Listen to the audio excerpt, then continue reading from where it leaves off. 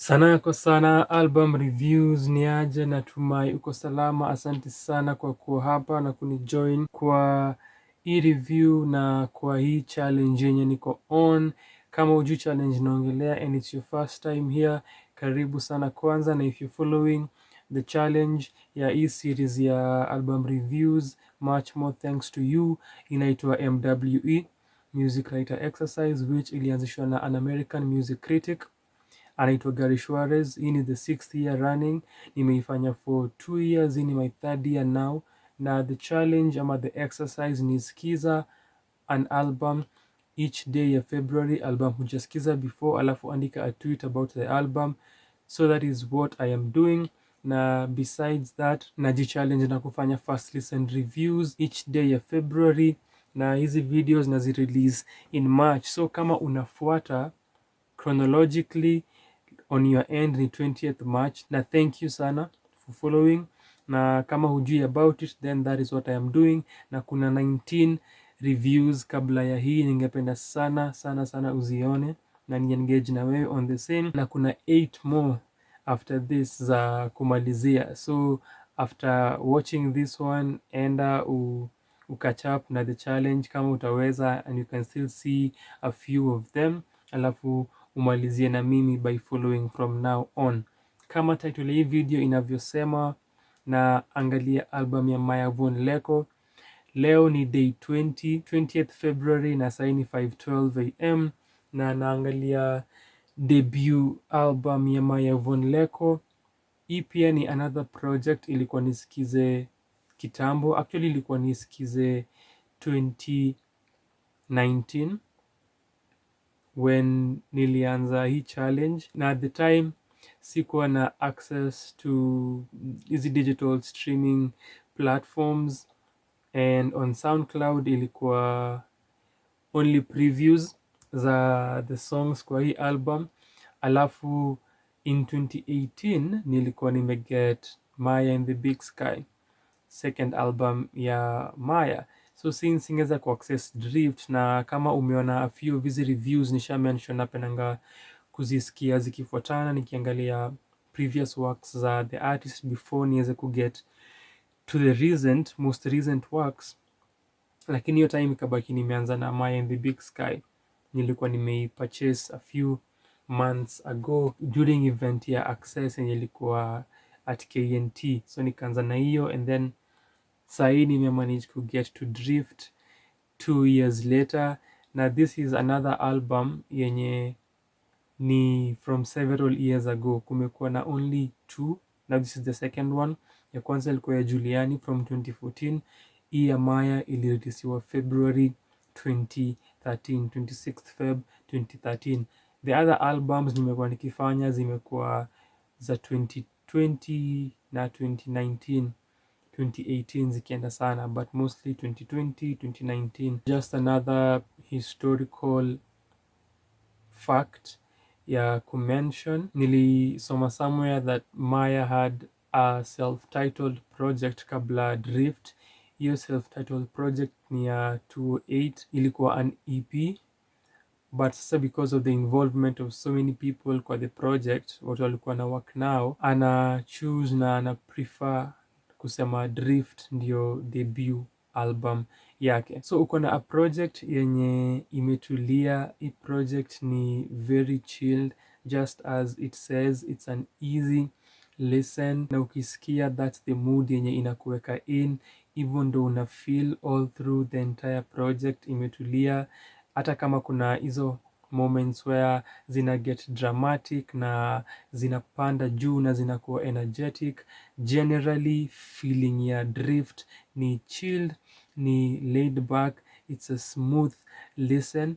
And then pia ukiangalia the sound similarly, that's just it. So from the sound tunapata hii atmosphere na hii mood yenye imetulia, the sound smooth and chilled and easy na laid back R&B, soul na jazz. Na uko na Maya na the instrumentalist playing for her, synchronizing na making and playing beautiful music together. The arrangements here are stellar, the songs zimeandikwa fiti sana, the flow and then how they are paced really well done, na inakukeep hapo, unasikia song after the other, na as the title says, literally a few times nimedrift away nikisikiza the music, nilikuwa napotea kwa the instrumentation. Beautiful elements na zimekuwa blended together perfectly na zina match poa, so ukisikia una notice a specific element and then unapotea, una drift away and then you get back when Maya sings ama when another instrument takes over. So tukiangalia the arrangement zimefanywa fiti, alafu unapotea easily into the music in certain instances, lakini pia uandishi wa Maya na how ina work pamoja na the instrumentation ni amazing, na uandishi wake inajisimamia na anatell hizi stories brilliantly. Largely naweza sema ni a project yenye inaongelea mapenzi, alafu kiasi kuna a few songs zenye anaongelea outlook yake on life na observations zake za maisha na her place na her state as a human being. So you have these love songs and then these other songs that touch upon her life experiences as a human being na her position na zile state zenye ako in. Uko na ngoma kama Move Over which starts anasema move over, nisongee, nipatie nafasi, and anatupatia hii perspective na view yake on things na life currently na venye angetaka kuona maisha, and you have that carrying over kwa Covered in a Blanket. You go a few songs down the line, uko na Jellyfish yenye ana float away kama jellyfish into the depths of the water na ako in solitude, na si ana complain, ako sawa with that happening. Na Jellyfish ndio ilikuwa ngoma yangu ya kwanza ever kusikiza ya Lekow, na I think ilikuwa when it came out, sikuwa namjua, but mi kumbuka hiyo video, mi kumbuka the scenes in that video, hiyo scene ya maji, alafu kuna hii scene yenye ni kama anatembeanga kwa streets, anakaa chini, anafungua gita yake. Mukumbuka hiyo scene juu ilikuwa video kwanza niliona back then when ilitoka, I think hiyo around 2013, na ilikuwa kwa a TV program na ili ni intrigue sana because of its uniqueness. But uko na that kwa Jellyfish in terms of theme, then unaenda kwa Wewe, and then Guava Tree, unamalizia na sijui kwa nini. So kuna this sort of balance yenye anajaribu kustrike ikikuja kwa maudhui yenye anazungumzia, lakini generally a lot of them zinagusia love na the different situations zenye ako in because of love na because of a partner and because of a person na relationships zake ama relationship yenye ako in at that particular moment depending on the song na ile hali ya that relationship. Kuna lots of imagery too zenye zina correspond to juxtaposition yenye Maya anajaribu kutupatia with the songs zenye zinamuongelea kuhusu life na perspective yake maishani and her current state. Covered in a Blanket, Wewe, sijui kwa nini, Guava Tree, alafu uko na the other images kwa these other songs zenye zinaongelea relationships na the state of those relationships ama state yake based on hizo relationships. But the imagery ni kuna a recurring imagery ya darkness na recurring imagery ya water zenye zinakuwa repeated through Covered in a Blanket, na hiyo image ya kuwa covered na kukuwa in a box na akisema how darkness ni beautiful and set that she is complaining.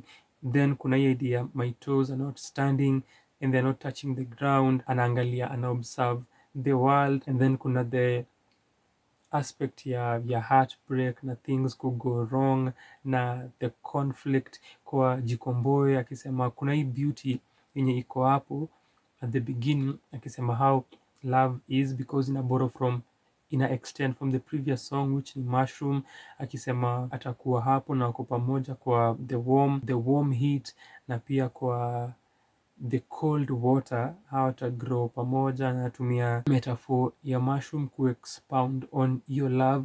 But kwa Jikomboe as the title suggests, vitu zimeenda mbaya na love imemuumiza na ameumia, lakini anajiambia jikomboe, love ifai kuwa this hurting. Na uko na hiyo same perspective kwa Soak Me Up na pia kwa Shadow. So kwa Soak Me Up, soak me up and keep me deep na keep me entrenched because love changes. Kuna hiyo follow up kwa Shadow, 2 songs down the line, kuna this darkness na image ya giza na venye then image ya water pia kwa that same song, akisema huyu mtu alikuwa ana glitter kama water lakini aliacha his school of fish behind.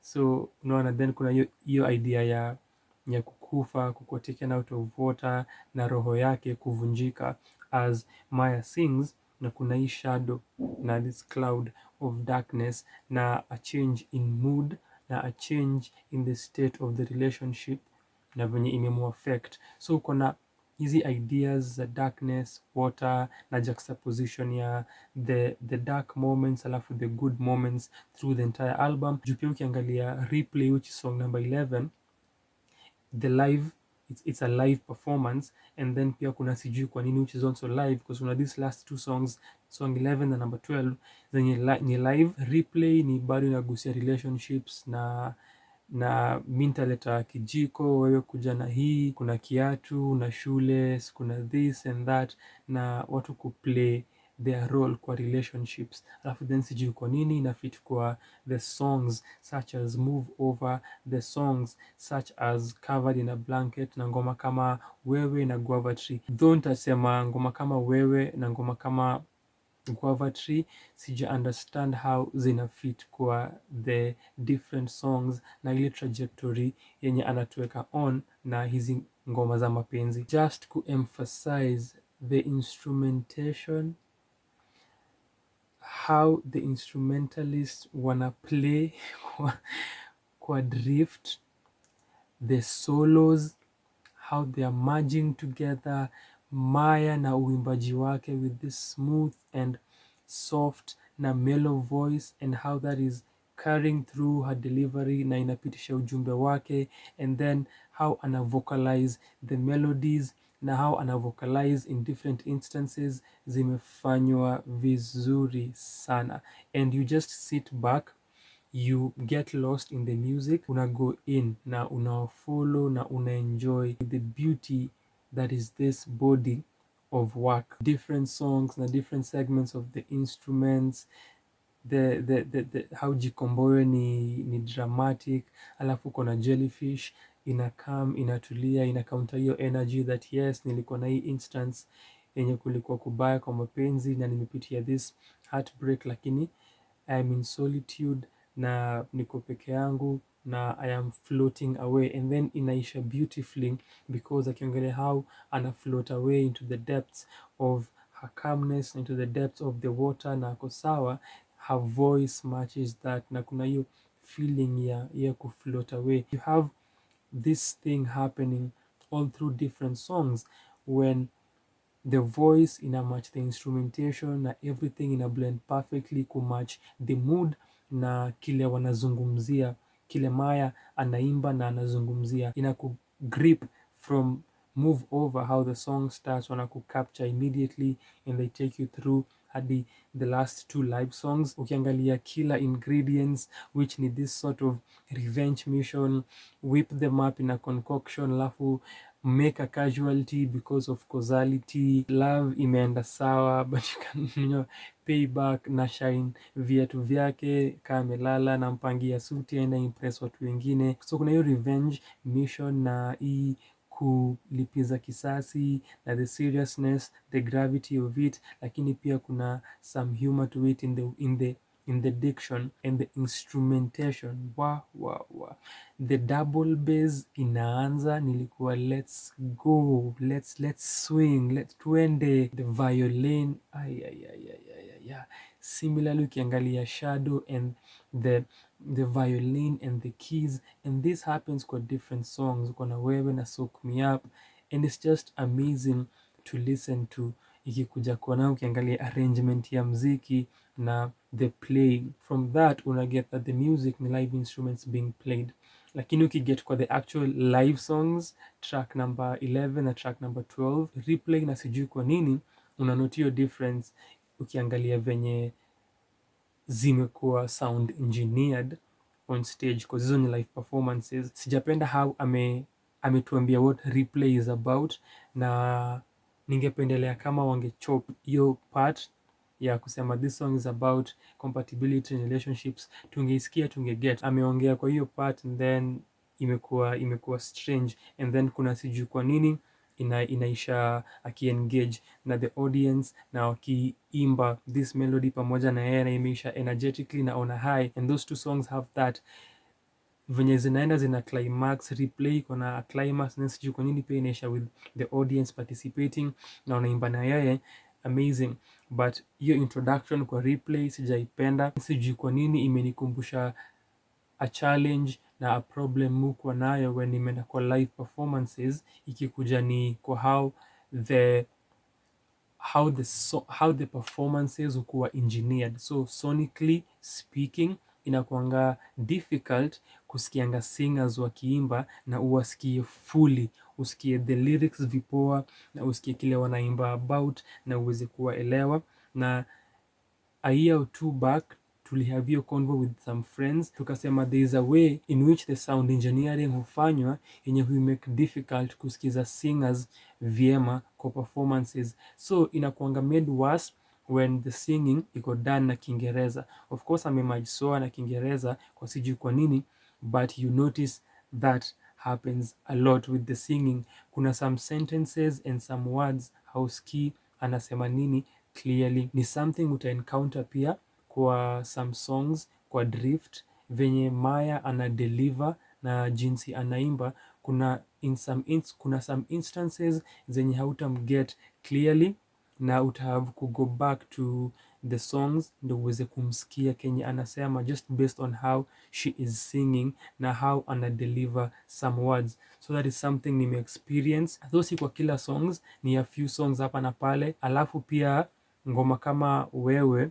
na ngoma kama Guava Tree na ngoma kama Sijui kwa nini, though nimesema what they are about na where they fit kwa the thematic landscape ya the album, si get what they are about exactly. Kwa Wewe kuna leo tuko hapa, kesho tuko pale, then kama kuna different in perspective ya kuongea in first person, then the second verse ni kama ana address someone. Sijui kwa nini akigusia story ya nightmares and akiwa in this state of mind, but their intention ni unclear. Anyway, niko glad nimeget ku experience hii kazi, hatimaye nimeifikia, nimeipata, nimeisikiza, nimepotea in the music, nimepotea in the melodies, nimepotea in the instrumentation, nimepotea in the jazz na the R&B na the soul